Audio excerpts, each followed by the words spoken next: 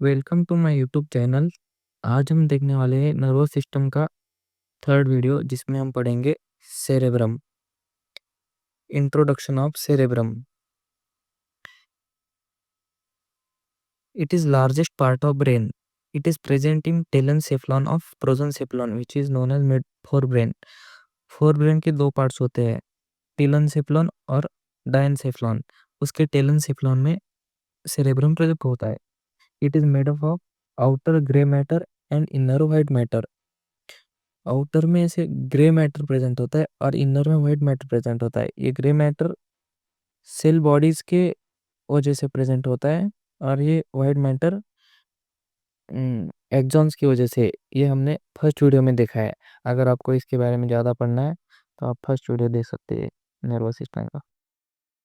Cerebrum के अंदर दो हेमिस्फीयर होते हैं, जो आपको 12th के लेवल पे पता होगा, नीट के टाइम पे पढ़ा होगा।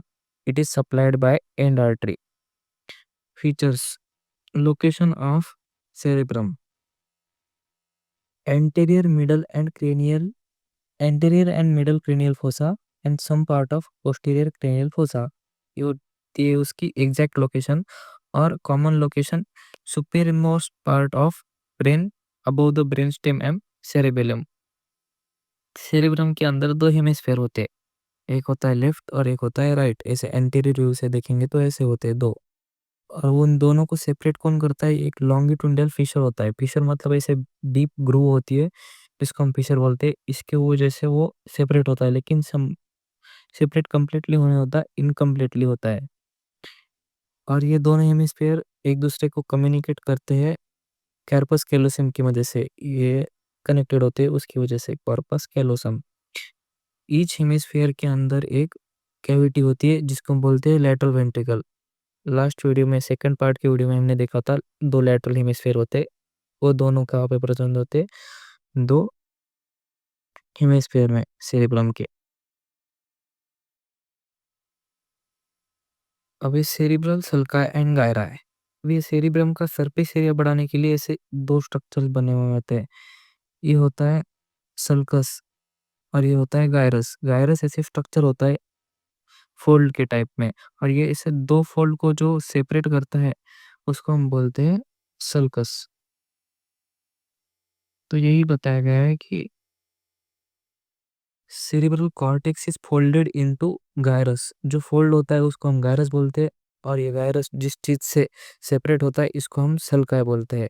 ये होते डीप नहीं होते, शालो होते। और दूसरा एक सेपरेट करने वाला स्ट्रक्चर होता है जिसको हम बोलते हैं फिशर। फिशर ऐसी चीज है, वो डीप होता है। सल्काई जो है वो डीप नहीं होता, सुपरफिशियली हल्का सा ऐसे अंदर गया हुआ फोल्ड होता है। अभी हमने देखा कि ये लॉन्गिट्यूडिनल फिशर जो सेपरेट करता है लेफ्ट और राइट हेमिस्फेयर को, ये फिशर है क्योंकि ये डीप होता है। लेकिन आप यहाँ पे देख सकते हो ये कैसे है, ये स्ट्रक्चर्स कैसे है, ये ज़्यादा डीप नहीं है, इसलिए इनको बोलते हैं सल्कस। अभी एक्सटर्नल फीचर्स ऑफ सेरेब्रम: उसके तीन सरफेस होते हैं, चार बॉर्डर होते हैं और तीन पोल्स होते हैं। ये ज़्यादा इंपॉर्टेंट नहीं है, लेकिन एग्जाम पे आया तो बस इनके नाम आपको याद रख लेने हैं। मैं तीन सरफेसेस बताता हूँ। सुपेरोलैटरल सरफेस, ये जो सरफेस है ये कॉन्वेक्स दिखाई दे रहा है, ये कॉन्वेक्स होता है सुपेरोलैटरल सरफेस। दूसरा है मेडियल सरफेस, ये ऐसे वर्टिकल होता है, वर्टिकल होता है ये मेडियल सरफेस। और तीसरा इंफीरियर सरफेस जो इरेगुलर होता है। आप देख सकते हो superolateral surface convex, medial surface plate and vertical, inferior surface irregular. चार बॉर्डर भी होते हैं, ये देख सकते हो। सुपेरोमेडियल बॉर्डर सुपीरियर साइड में, इंफेरोमेडियल बॉर्डर इंफीरियर साइड में। और दो बॉर्डर कौन से होते हैं? मेडियल ऑर्बिटल और मेडियल ऑसिपिटल। और तीन पोल्स होते हैं, एक फ्रंटल पोल होता है, एक ऑसिपिटल पोल होता है और एक टेम्पोरल पोल होता है। डायग्राम में आप देख सकते हो, ये फ्रंटल लोब के आगे होता है फ्रंटल पोल, ऑसिपिटल पोल के एकदम एंड में होता है ऑसिपिटल पोल, और नीचे वाली साइड में टेम्पोरल पोल के पास होता है टेम्पोरल पोल। टेम्पोरल लोब के पास लोब्स क्या होते हैं, ये आप आगे आगे पढ़ने वाले। अभी हमने ये सरफेसेस पढ़े, सरफेसेस में सबसे अगर हम ब्रेन का डाइसेक्शन करेंगे तो सबसे पहले हमें दिखेगा सुपेरियर लैटरल सरफेस। और ये सबसे इम्पोर्टेंट सरफेस होता है क्योंकि इसमें हमारे लोब्स प्रेजेंट होते हैं। हमारे सुपेरियर लैटरल सरफेस में 4 लोब्स होते हैं, फ्रंटल, पैराइटल, ऑसिपिटल और टेम्पोरल। अब ये लोब्स क्या होते हैं दिखाता हूँ मैं आपको। वे ये समझो एक ऐसा ब्रेन का डायग्राम है। इसमें ऐसे 4 लोब्स होते हैं, frontal lobe, parietal lobe. Frontal lobe anterior वाली साइड में होता है, पैराइटल लोब पोस्टीरियर वाली साइड में होता है। पोस्टीरियर में और सुपीरियर में होता है थोड़ा, और सबसे सुपीरियर में होता है, ये पोस्टीरियर में होता है ऑसिपिटल लोब। इंफीरियर साइड और पोस्टीरियर साइड में होता है ऑसिपिटल लोब, और सबसे इंफीरियर और मिडल साइड में प्रेजेंट होता है टेम्पोरल लोब। इसको आप ऐसे याद सकते हो कि फ्रंटल लोब होता है एंटीरियर में, पैराइटल लोब सुपीरियर में, ऑसिपिटल लोब पोस्टीरियर में, और इंफीरियर में टेम्पोरल लोब। ऐसे 4 लोब्स होते हैं। अब ये 4 लोब्स क्यों बने, इसका रीजन होता है कि सल्कस जो है, 3 मेन सल्कस होते हैं, जो 3 मेन सल्कस 4 लोब्स बनाते हैं। और 3 मेन सल्कस मैं आपको बताता हूँ।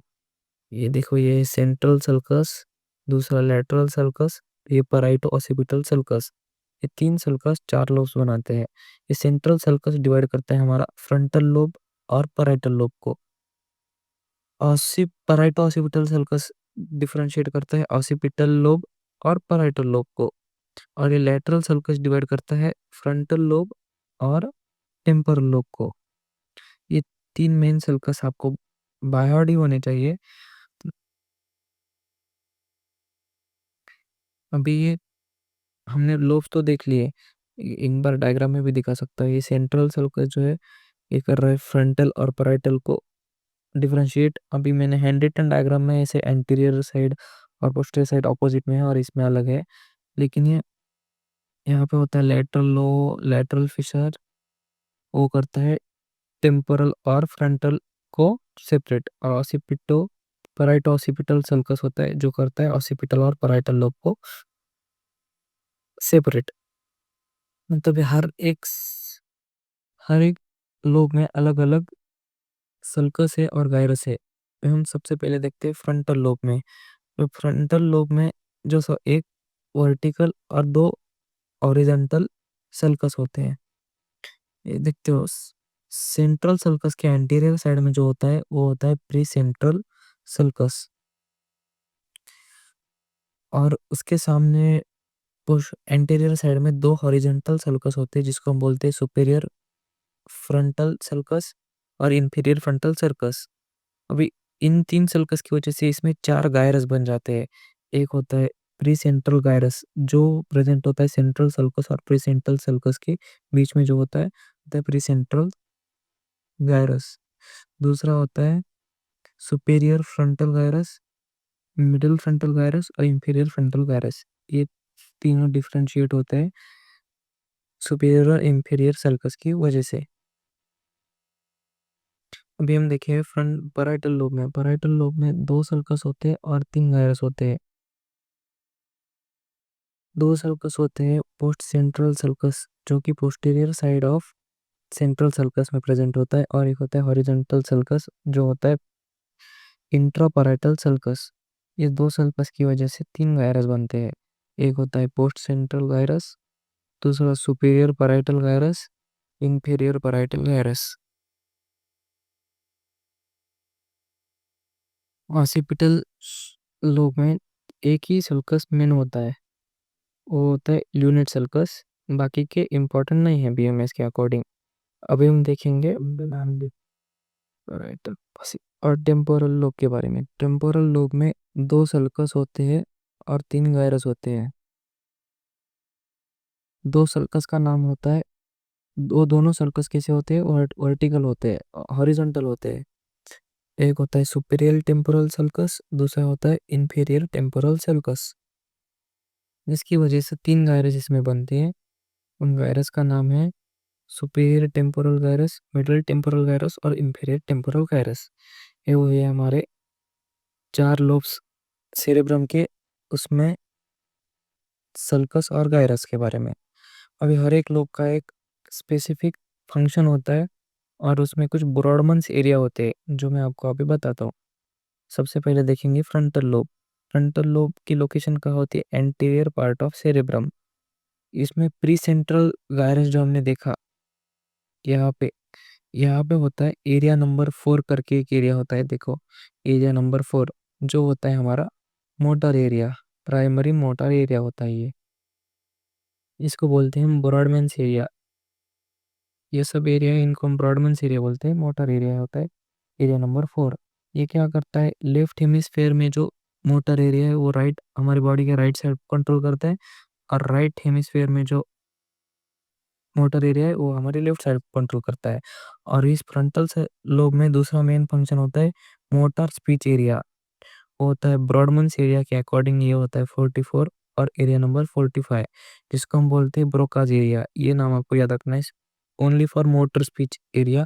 इसका हम ब्रोकाज एरिया बोलते हैं। एरिया नंबर 45, 4 और 45, ये आप इधर डायग्राम में देख सकते हो। फ्रंटल लोब में ये दो एरिया को हम बोलते हैं मोटर स्पीच एरिया।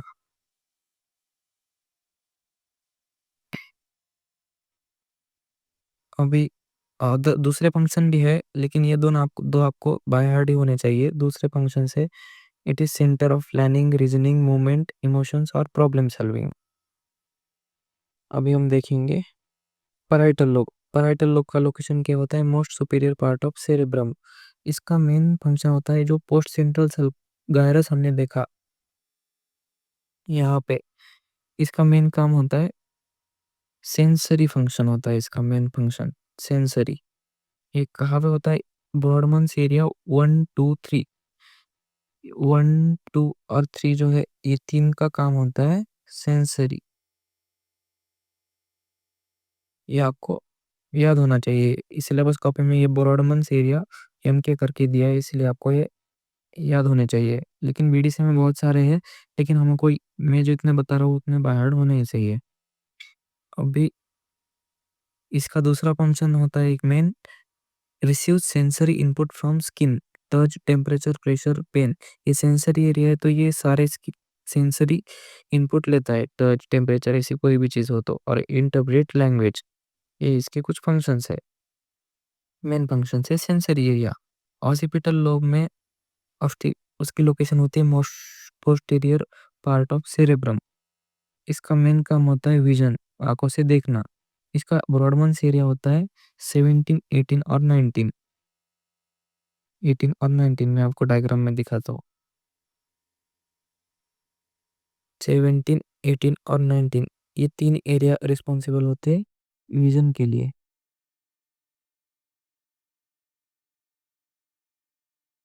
और हमारा लास्ट लोब होता है टेम्पोरल लोब, जो उसकी लोकेशन होती है inferior to lateral sulcus.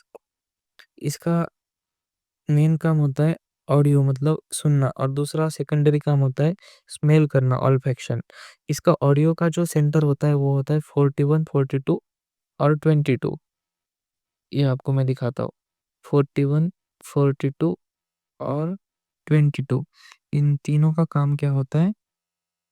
Audio सुनना, सुनना हम कान की वजह से। तो ये सब होते इतने एरिया आपको बस इसके नंबर याद होने चाहिए और कौन से लोब में प्रेजेंट है। अगर उतना आप कर लोगे तो आप एग्जाम में इसको इजीली लिख के आ सकते हो। ये हुए हमारे चारों लोब और उनके मेन मेन फंक्शंस। बाकी एक्स्ट्रा फंक्शंस आप फिजियोलॉजी में पढ़ोगे। और भी कुछ general functions of cerebrum, sensory, motor. Sensory में आता है pain, temperature, touch, hearing, taste, smell. Motor में आता है वॉलंटरी मूवमेंट्स। और other functions control, intelligence, speech, memory और लर्निंग। इसकी क्लिनिकल एनाटॉमी में बस वही चीज़ें हैं जो हर एक लोग का काम है। अगर ऑसिपिटल लोब को डैमेज हुआ तो वो कॉज करेगा विजुअल डिफेक्ट। अगर टेम्पोरल लोब को डैमेज हुआ तो वो क्या करेगा? ऑडिटरी डिफेक्ट को ये करेगा। और मोटर एरिया को अगर अफेक्ट हुआ तो वो अफेक्ट करेगा, पैरालिसिस करेगा, क्योंकि मोटर एक्शंस नहीं होंगे, इसलिए ये पैरालिसिस कराएगा। लेफ्ट साइड के अगर प्री सेंट्रल गायरस को अगर ये डैमेज हुआ तो ये राइट साइड पे अफेक्ट करेगा, राइट साइड पे हुआ तो लेफ्ट साइड की बॉडी को अफेक्ट करेगा। तो बस आपको सेरिब्रम में यही पढ़ना है। सेरिब्रम में आपको क्या तो शॉर्ट आंसर और ऐसे क्यों नहीं तो ये क्यों दोनों आने के चांसेस है, क्योंकि ये सबसे बड़ा पार्ट है हमारे ब्रेन का। और अगली वीडियो में हम देखेंगे सेरेबेलम के बारे में। अगर आपको वो देखना है तो चैनल को सब्सक्राइब करिए। Thank you.